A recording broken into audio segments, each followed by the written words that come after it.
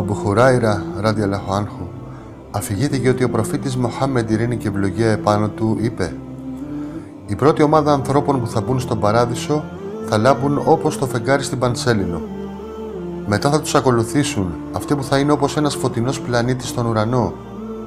Δεν θα έχουν την ανάγκη να ουρούν ή να κάνουν τη φυσική τους ανάγκη ή να φτύνουν ή να φυσούν τη μύτη τους στον παράδεισο. Ο ιδρώτας τους θα μυρίζει σαν άρωμα. Όλοι οι άντρες θα είναι στο σχήμα του πατέρα τους Αδάμ, ειρήνη επάνω του, 60 πύχες ψηλή. Επίσης θα υπάρχουν τραγούδια στον παράδεισο. Ο Allah λέει: «Και όταν πλησιάσουν τις πόρτες του παραδείσου και οι πόρτες ανοίξουν, οι άγγελοι που θα στέκονται να καλωσορίσουν τους ανθρώπους θα τους λένε τα πρώτα λόγια». Τι νομίζετε ότι λένε πρώτα?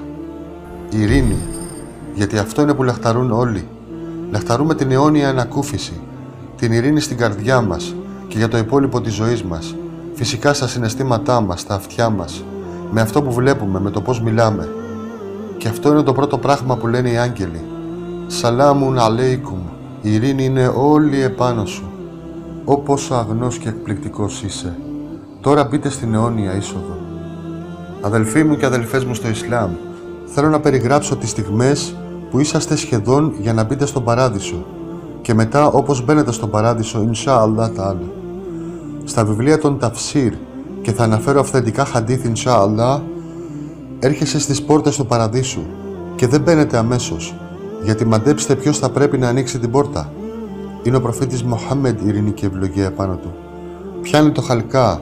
Ο Allah ξέρει μόνο πως είναι αυτός ο χαλκάς και την ακριβή περιγραφή αυτής της πόρτας.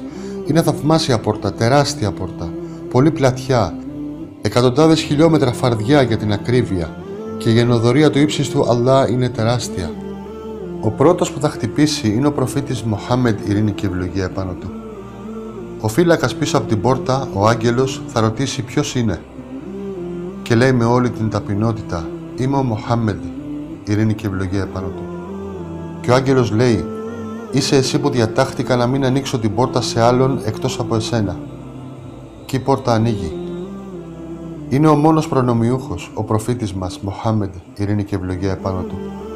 Φανταστείτε να ήσασταν το πρώτο γκρουπ που μπαίνει με τον προφήτη, ειρήνη και ευλογία επάνω του. Τώρα οι άλλοι άνθρωποι που περιμένουν, βλέπεις ανθρώπους να έρχονται σε σειρές. Και όπως έρχεσαι στην πόρτα του παραδείσου, υπάρχει κάτι σαν χώρος αναμονής. Και οι πόρτες γεμίζουν κόσμο. Οι πόρτες γεμίζουν με πολύ κόσμο, σύμφωνα με το χαντίθ, και ας είναι εκατοντάδες χιλιόμετρα πλατιές. Υπάρχουν άνθρωποι που περιμένουν εκεί. Περιμένεις λοιπόν εκεί, και το πρώτο πράγμα που σου δίνεται είναι για να σβήσει τη δίψα σου μετά από όλη αυτή την ώρα της αναμονής, την ημέρα της δίκης. Σου δίνεται κρασί, που είναι ανακατεμένο με τζίντζερ, να φρεσκάρεις τον εαυτό σου στο χώρο αναμονής. Και είσαι με αυτούς τους όμορφους ανθρώπους με τα λαμπερά πρόσωπα. Όλοι χαμογελούν, όλοι είναι χαρούμενοι. Όλοι σου λένε: «Έλα, διάβασε το βιβλίο μου». Και λες: «Διάβασε το δικό μου, κοίτα τι έχω κάνει εδώ». Και ο ύψιστος Allah έχει σβήσει όλες τις αμαρτίες, κανείς δεν ξέρει. Είναι μυστικό ανάμεσα σε σένα και στον ύψιστο Allah. Και αρχίζεις να καυχέσαι για το βιβλίο σου από χαρά, και κανείς δεν νιώθει ζήλια για κάποιον άλλο. Για κάποιο λόγο τα συναισθήματα αρχίζουν να αλλάζουν, γιατί ο Allah λέει στο Κοράνιο: «Θα αφαιρέσουμε από τις καρδιές τους κάθε κακό συναίσθημα, όχι ζήλια, όχι μίσος, όχι φθόνος, όχι ανταγωνισμός, τίποτα από αυτά. Και όλοι είναι χαρούμενοι για όλους τους άλλους. Για την ακρίβεια, όλοι είναι χαρούμενοι για αυτό που λαμβάνουν». Και μετά αρχίζει η είσοδος. Καλείται το όνομά σου ένα προς ένα και μπαίνεις στον παράδεισο ένας προς ένα. Και σε καλούν με τα καλύτερα ονόματα που σου άρεσε να σε καλούν σε αυτόν τον κόσμο, και με του πατέρα μας τα ονόματα, τα καλύτερα από τα ονόματα. Όπως μπαίνεις στον παράδεισο, χάνεσαι στην ομορφιά αυτού που ακούς, αυτού που βλέπεις και αυτόν που συναντάς. Στο Σαχίχ Μούσλιμ, σε ένα άλλο χαντίθ, ο Αμπού Σαΐντ Αλ-Χούντρι ραδιαλlahu άνχου και ο Αμπού Χουράιρα ραδιαλlahu άνχου λένε: «Ο Απόστολος του Allah, ειρήνη και ευλογία επάνω του, είπε: όταν οι κάτοικοι του παραδείσου μπουν στον παράδεισο, θα ακούγεται η ανακοίνωση.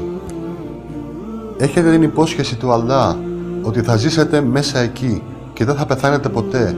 Θα μείνετε υγιείς εκεί μέσα και δεν θα αρρωστήσετε ποτέ. Θα παραμένετε νέοι και δεν θα γεράσετε ποτέ. Θα είστε κάτω από σταθερή ευδαιμονία και δεν θα νιώθετε ποτέ μίζεροι». Από τη στιγμή που οι άνθρωποι θα μπουν, αυτά είναι τα πρώτα νέα που θα ακούσουν. Αυτά τα όμορφα λόγια θα ακούσατε να λέγονται σε εσάς Ινσά Allah. Δεν ξέρουμε αν είναι ο ύψιστος Allah που τα λέει ή οι άγγελοι.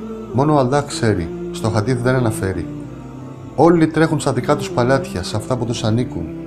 Ο Απόστολος του Allah, ειρήνη και ευλογία επάνω του, μας είπε σε ένα σαχίχ χαντίθ ότι το άτομο θα πάει στο παλάτι του και στην περιουσία του και θα ξέρει ακριβώς που είναι. Ακριβώς όπως γνωρίζουν τα σπίτια τους σε αυτόν τον κόσμο και ακόμα καλύτερα.